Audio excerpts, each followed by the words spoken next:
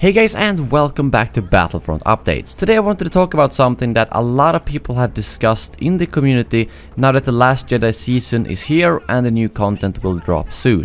Which is, what about the future seasons? What about all the free content we were promised for the years to come that were supposed to be funded by microtransactions? Are we still getting it? What kind of changes can we expect? And how's it going with the game overall? There's been a lot of figures coming out lately from different analyst firms and so on that are estimating that Battlefront 2 has sold a lot less than EA anticipated, which is most likely due to all the lashback at the launch. A lot of the things regarding the pay-to-win elements, the really long time to unlock the heroes before they patched it, were all legit concerns. They really were, but unfortunately Battlefront 2 kind of became the punching bag of the entire gaming community. And well, I don't think I've ever seen a game get so much negative media. I mean, even the local news stations here in Sweden has reported about it. So all of that media have without a doubt affected the outcome of this game. Pretty much all of us who are playing the game knows that this is a fantastic game. A lot of the flaws have temporarily been fixed, like removing the microtransactions, lowering the hero costs, and the things that are still pretty bad with the game, such as the progression system, is obviously being worked on, as they have confirmed multiple times. So I think the future of the game in terms of that is really bright, but the question is it too late? Can EA ever put back microtransactions to fund free DLC, or what is gonna happen? Because I think there's a couple of things here that will not happen. First of all, I really don't see a position where EA would be like, okay, we couldn't have microtransactions, we're going back to a season pass model. Because they've already promised that all post-launch content will be free, and we saw how much a season pass split the last game.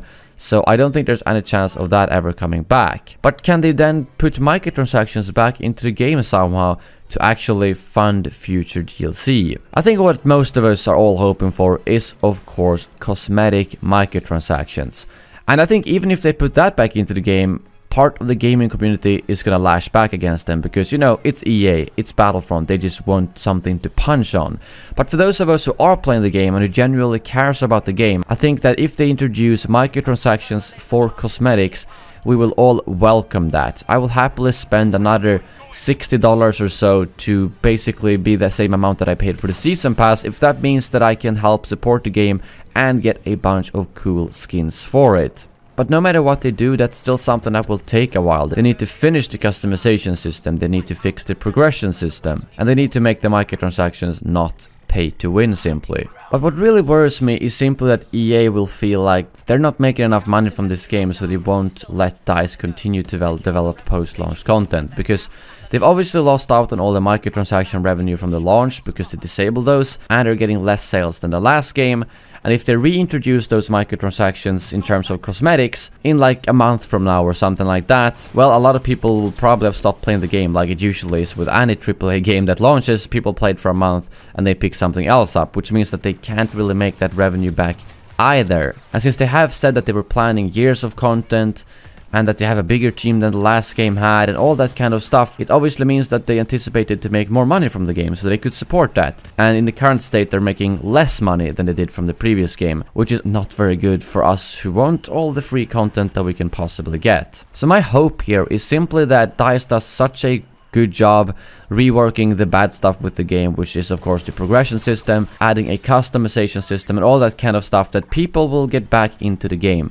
People will buy the game when it's maybe half off and realize, man, this is a really good game, I really want to play this, and we got free DLC coming in. Maybe I should spend $20 on some skins. That's the kind of mindset they need to look for. That the game is so good that if people start playing it, whether it's a free trial or if it's half off, they will realize that it is a really good game and it has a lot of future, especially with the free seasons, and then they decide to support it the same way that people buy loot boxes in Overwatch or something like that. So it really goes both ways, where EA needs to allow DICE to continue with the free content even if they're not making enough money from the game, especially now that they've promised the free content, because imagine if they would cut that, that would just be another massive lashback for EA that would make them look even worse. But then we also need to trust that DICE can remake what didn't go well with the launch, such as the progression, and make sure that they can convince people who otherwise might not have bought this game to actually give it a go.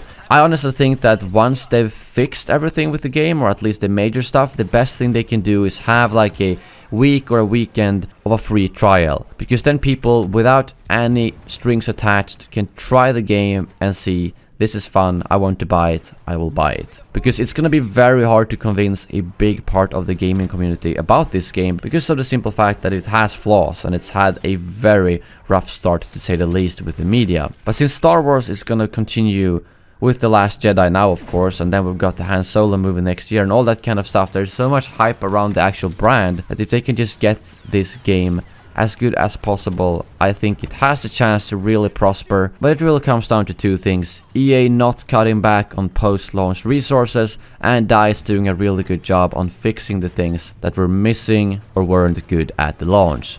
But that is all for this video. Please let me know what you think about this topic. How do you think the upcoming free seasons will be affected by this rough launch? And how do you think they will fix it? Thank you very much for watching, and as always, may the Force be with you.